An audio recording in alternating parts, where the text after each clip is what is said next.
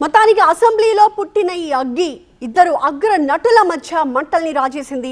రాష్ట్ర రాజకీయాల్లో పెను దుమారాన్ని సృష్టించేలా మారిపోయింది. ఈ అంశం ఇంకెలాంటి టర్న్ తీసుకుంటుంది అన్నదే ఇప్పుడు చాలా కీలకంగా మారింది.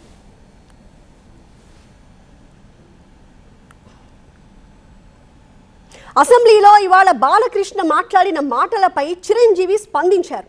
బాలకృష్ణ ఒకంత వ్యంగ్యంగా మాట్లాడడం టీవీలో చూశానని, తన పేరు ప్రస్తావనకు వచ్చింది కాబట్టి తాను వివరణ ఇస్తున్నానని ఆయన ఒక లేఖ విడుదల చేశారు.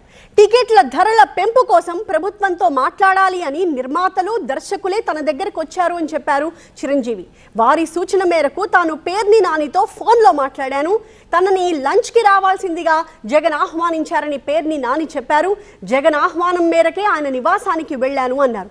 అయితే తనని జగన్ సాదరంగా లోపలికి ఆహ్వానించారు. సినీ పరిశ్రమ ఇబ్బందుల్ని ఆ సమయంలో తాను జగన్కి వివరించాను అని చెప్పారు చిరంజీవి. సమయం ఇస్తే అందరం కలిసి వస్తామని కూడా తాను చెప్పానని చెప్పారు. అయితే కోవిడ్ వల్ల కేవలం 5 మాత్రమే రావాలని చెప్పారు. కానీ మేము 10 మంది వస్తామని చెబితే జగన్ సరేనని ఒప్పుకున్నారు అన్నారు మెగాస్టార్.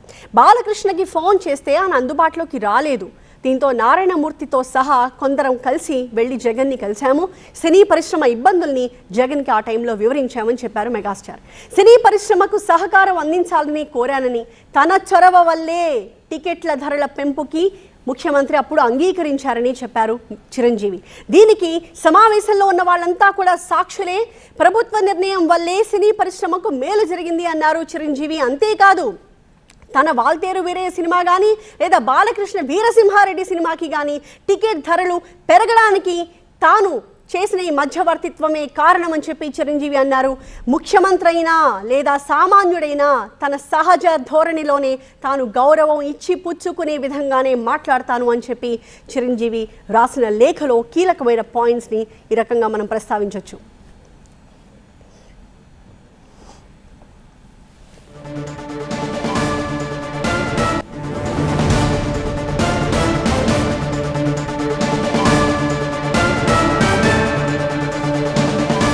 ఏపీ అసెంబ్లీలో జరిగిన సన్నివేశంపై చిరంజీవి స్పందించారు. జగన్తో మీటింగ్కి ముందు తర్వాత ఏమేం జరిగాయి, ఆ పరిణామాలు అన్నిటిపై కూడా క్లారిటీ ఇచ్చారు.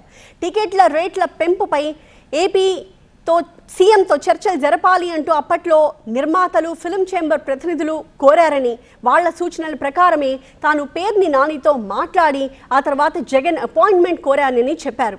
అయితే పేర్ని నాని ముఖ్యమంత్రితో మాట్లాడి తాను ఈ విషయాన్ని చెప్తానని చెప్పారు. ఆ తర్వాత ముఖ్యమంత్రి ఆయన్ని ఇంటికి లంచ్కి ఆహ్వానించారు అని చెప్పి క్లియర్గా చిరంజీవి ఆ లేఖలో పేర్కొన్నారు.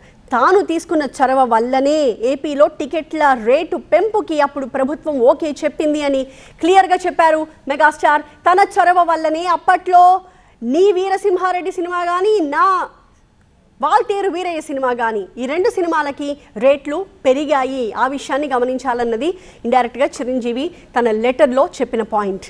సెప్టెంబర్ 25న ఇవాళ జరిగిన ఏపీ అసెంబ్లీ సమావేశంలో గౌరవ శాసనసభ్యులు శ్రీ కామినేని శ్రీనివాస్ గారు మాట్లాడిన అంశంపై గౌరవ శాసనసభ్యులు శ్రీ నందమూరి బాలకృష్ణ గారు స్పందిస్తూ మాట్లాడిన మాటల్లో నా పేరు ప్రస్తావనకి రావడం జరిగింది.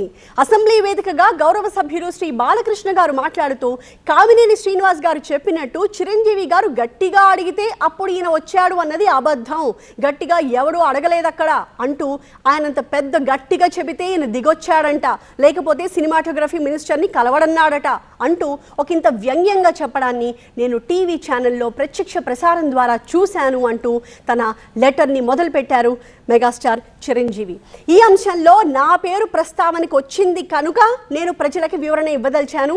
రాష్ట్రంలో వైఎస్ జగన్మోహన్ రెడ్డి గారి ప్రభుత్వం ఉన్నప్పుడు తెలుగు సినీ పరిశ్రమకు చెందిన కొందరు నిర్మాతలు, దర్శకులు, ఫిల్మ్ ఛాంబర్ ప్రతినిధులు తన వద్దకొచ్చి సినీ నిర్మాణ వ్యయం పెరుగుతున్న దృష్ట్యా సినిమా టికెట్ల ధరల పెంపుదల గురించి రాష్ట్ర ప్రభుత్వంతో మాట్లాడితే బాగుంటుందని, అందుకు నన్ను చొరవ తీసుకోవాలని కోరారు. అప్పుడు నన్ను కలిసిన వారిలో శ్రీ రాజమౌళి, శ్రీ కొరటాల శివ, శ్రీ త్రివిక్రమ్ శ్రీనివాస్, శ్రీ మహేష్, శ్రీ ఎన్టీ రామారావు, శ్రీ డివివి దానయ్య, మైత్రి మూవీస్ వారు, ఇంకా 2-3 ప్రముఖులు ఉన్నారు. వారి సూచనల మేరకు నేను అప్పటి రాష్ట్ర సినిమాటోగ్రఫీ మంత్రి శ్రీ పేర్ని నాని గారితో ఫోన్లో మాట్లాడాను. టికెట్ల ధరల విషయం ముఖ్యమంత్రి గారితో మాట్లాడి చెబుతాను అని ఆయన నాతో చెప్పారు అని చెప్పి చిరంజీవి రాసిన లెటర్లో ఇలా కంటిన్యూ చేశారు. ఆ తర్వాత ఒక రోజు మంత్రి గారు నాకు ఫోన్ చేసి, ముఖ్యమంత్రి గారు ముందు మీతో 1-to-1 కలుస్తాను అని చెప్పారు, లంచ్కి రావాలని చెప్పారు అంటూ డేట్ ఇచ్చారు. ముఖ్యమంత్రి గారి ఆహ్వానం మేరకు నేను ఆయన నివాసానికి వెళ్ళాను. నన్ను వారు సాదరంగా ఆహ్వానించారు. లంచ్ చేస్తున్న సమయంలోనే నేను సినీ పరిశ్రమ ఇబ్బందుల్ని వారికి వివరించాను. ఇండస్ట్రీకి మీకు మధ్య గ్యాప్ ఉందని అందరూ అనుకుంటున్నారని, సమయం ఇస్తే అందరం కలిసి వస్తామని ఆయనకి తెలిపాను. కొన్ని రోజుల తర్వాత మంత్రి శ్రీ పేర్ని నాని గారు నాకు ఫోన్ చేసి, కోవిడ్ 2వ దశ కొనసాగుతున్నందున 5గురు మాత్రమే వస్తే బాగుంటుంది అని చెప్పారు. నేనప్పుడు ఒక 10 మందిమే వస్తాము అని చెబితే సరేనన్నారు. డేట్ ఫిక్స్ చేశారు. అప్పుడు నేను బాలకృష్ణ గారిని ఫోన్ ద్వారా సంప్రదించడానికి ప్రయత్నించాను. ఆయన అందుబాటులోకి రాలేదు. జమినీ కిరణ్ గారిని వెళ్ళి బాలకృష్ణ గారిని కలవమని చెప్పాను. ఆయన 3 సార్లు ప్రయత్నించిన బాలకృష్ణ గారిని కలవలేకపోయారు. దాంతో నేను ఒక ఫ్లైట్ ఏర్పాటు చేసి ఆర్ నారాయణమూర్తి గారితో సహా మరికొంతమంది వెళ్ళి ముఖ్యమంత్రి గారిని కలిశాము. సో ఇక్కడ బాలకృష్ణని కూడా తన వెంట తీసుకువెళ్ళాలని ఆయన చేసిన ప్రయత్నం గురించి, బాలకృష్ణ అందుబాటులోకి రాకపోవడం గురించి కూడా చిరంజీవి క్లియర్గా ఎన్ని ప్రయత్నాలు జరిగాయి బాలకృష్ణని రీచ్ అవ్వడానికి అన్నది తన లేఖలో చెప్పారు. ఇక వెళ్ళి ముఖ్యమంత్రి గారిని కలిసిన తర్వాత ఆ సమయంలో నేను ముఖ్యమంత్రి గారితో సినీ పరిశ్రమ ఎదుర్కొంటున్న ఇబ్బందుల్ని వివరించాను. సినీ పరిశ్రమకి ప్రభుత్వ సహకారం అందించాలని కోరాను. అందుకు అక్కడున్న వాళ్ళందరూ కూడా సాక్ష్యమే. నేను ఆ రకమైన చొరవ తీసుకోవడం వల్లనే, ఇది చాలా క్లియర్గా మనం గమనించాలి, నేను ఆ రకమైన చొరవ తీసుకోవడం వల్లనే అప్పుడు ప్రభుత్వం సినిమా టికెట్ల ధరల పెంపుదలకు అంగీకరించింది. ఆ నిర్ణయం సినీ పరిశ్రమకి ఎంతో కొంత మేలు చేసింది. ఆ నిర్ణయం వల్ల మీ వీరసింహారెడ్డి సినిమాకైనా, నా వాల్తేరు వీరయ్య సినిమాకైనా టికెట్ రేట్స్ పెంచడానికి కారణమైంది. తద్వారా ఇటు నిర్మాతలకి, అటు డిస్ట్రిబ్యూటర్లకి, ఎగ్జిబిటర్లకి లాభం చేకూరింది. నేను రాష్ట్ర ముఖ్యమంత్రితోనైనా, సామాన్యుడితోనైనా నా సహజ సిద్ధమైన ధోరణిలోనే, గౌరవం ఇచ్చి పుచ్చుకునే విధంలోనే మాట్లాడతాను. సో ఇక్కడ ఈ పాయింట్ని కూడా మనం ఇంపార్టెంట్గా చెప్పుకోవాలి. ఎందుకంటే గౌరవం ఇచ్చి పుచ్చుకునే విధానంలోనే నేను మాట్లాడతాను ఎవరితోనైనా అని చిరంజీవి ఇండైరెక్ట్గా ఇంకేదన్నా చెప్పదలుచుకున్నారా అన్నది కూడా మనం ఇక్కడ ఫోకస్ చేయాలి. బిట్వీన్ ద లైన్స్ చదువుకోవాల్సిన అవసరం ఉంది.